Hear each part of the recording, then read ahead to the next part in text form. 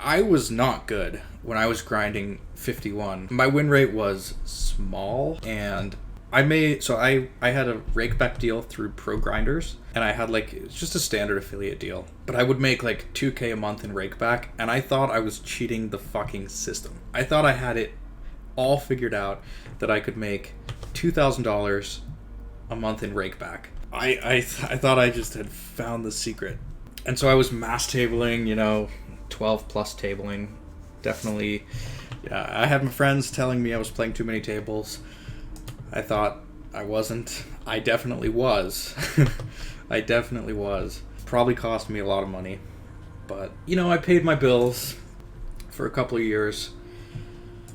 And I did build a foundation that years later, I went back and got better at poker.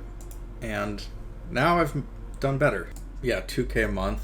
Now that doesn't even seem like good Rakeback at all.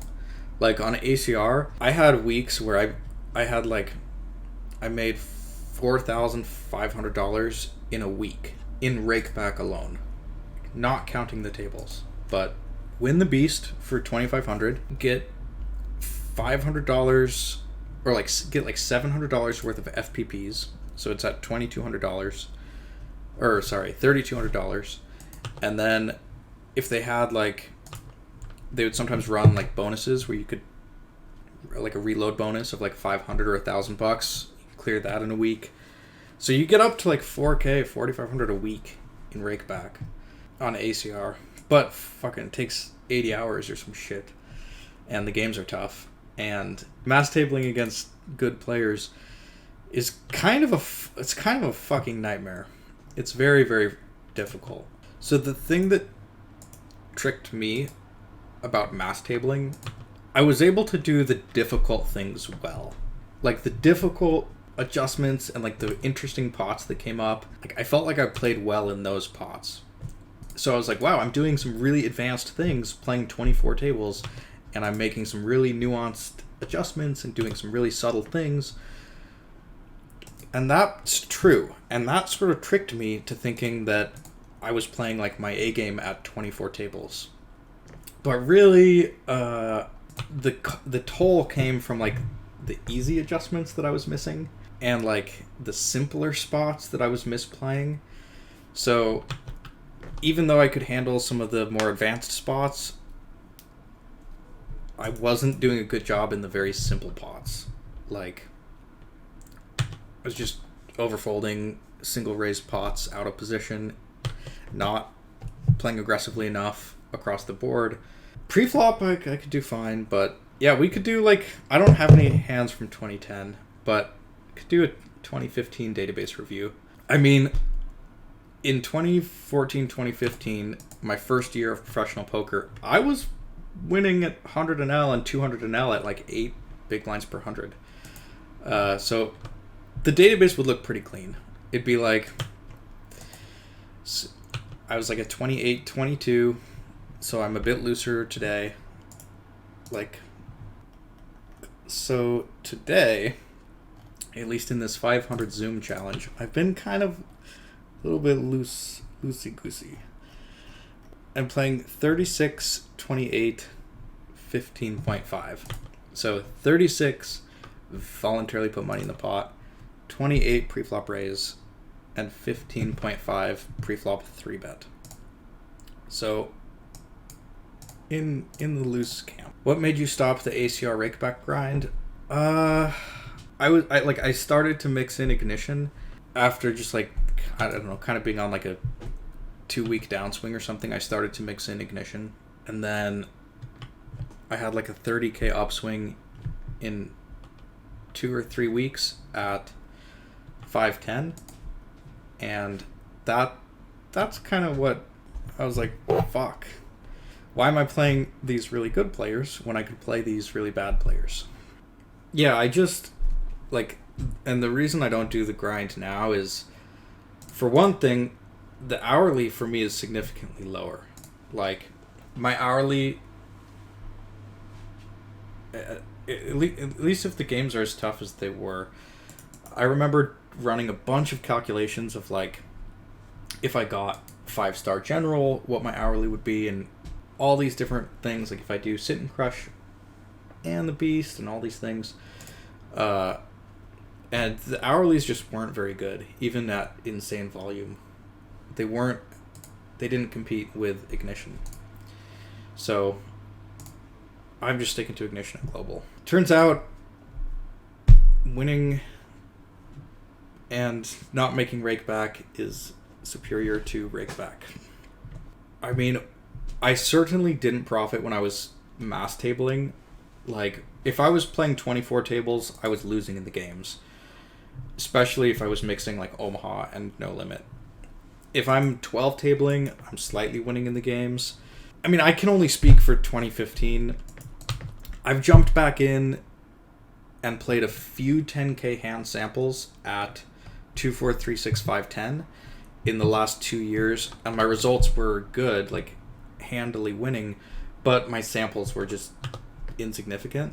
So, and it's just a whole different thing to, like, I was like 7 tabling and not winning the beast. So that's just totally different than like 18 tabling and playing 50,000 hands in a week for $2,500. It's like, no thank you, I'll just play high stakes on other sites and not have to deal with that. I will say the process of battling on ACR was very good for me, and I definitely, like, somewhere in 2015 I learned how to play decent poker. Somewhere in there. Because at the start of 2015, I was pretty shit. And at the end of 2015, I mean, I was playing 10-20 and a little bit of 25-50. So somewhere in there, I learned how to fucking play poker. Mostly attribute that to Run It Once coaching. But it was not a very profitable year for me. I had a fucked downswing in 2015. But overall, it was a growing experience for me. My mental game went from being like a 6 out of 10. Like, it was decent. Maybe it was a 7 out of 10 to, like, right now it's like a 9.5 out of 10. So I definitely toughened up in 2015.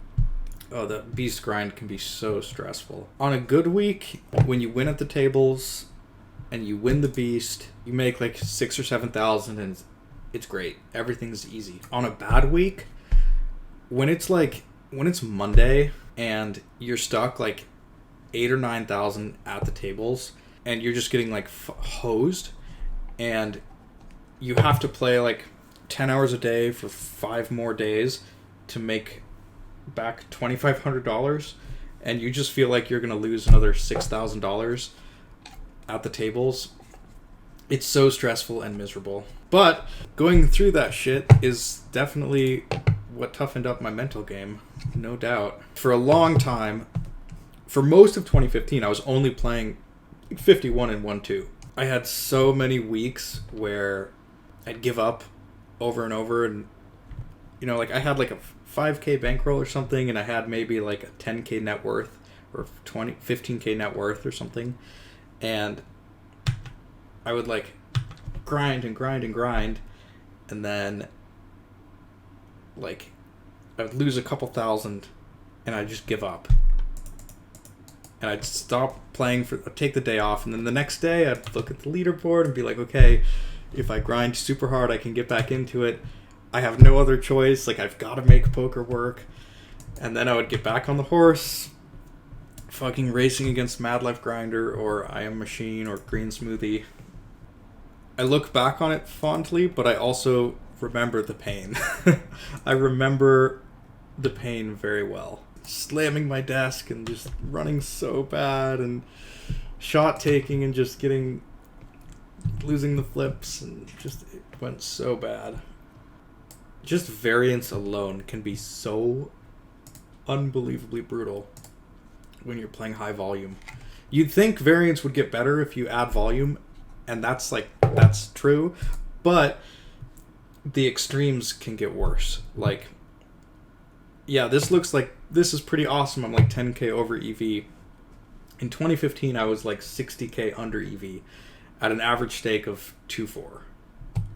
Like 150 buy-ins. Now I'm averaging a little bit.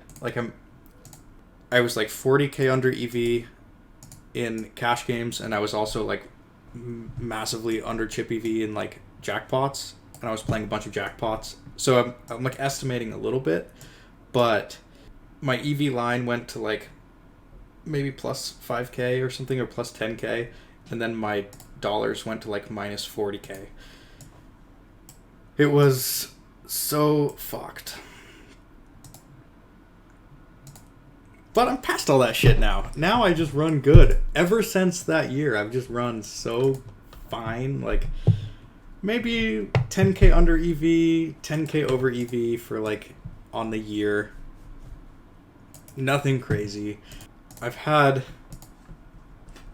3 very cushy years since 2015. Okay, hold. See, this is what I'm talking about.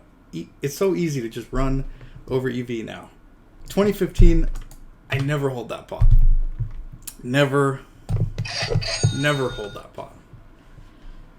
Well, dude, I was a broken man. 2015, I was so broken.